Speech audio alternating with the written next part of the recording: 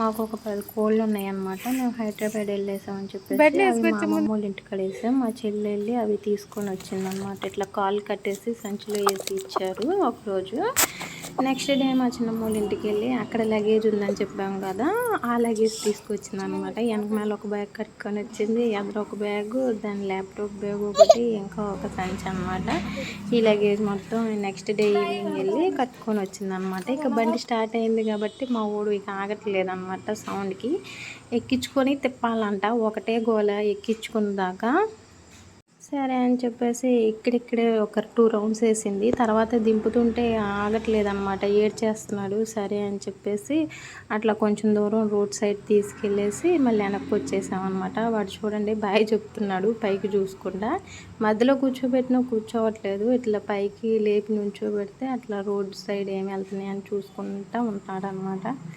బండి బాగా అలవాటు అయిందండి మా ఊడికి. అలా ఒక రౌండ్ వేసుకొని ఇంటికి వచ్చేసామన్నమాట. నెక్స్ట్ డే మా ఇంటి చెట్టు ఎదురు మామిడి పళ్ళు కోసామని చెప్పాం కదా, అవి చూడటానికి పచ్చిగా ఉన్నాయి కానీ కోస్తే మాత్రం పండినవి బంగినపల్లి మామిడికాయలు అన్నమాట, బాగున్నాయి.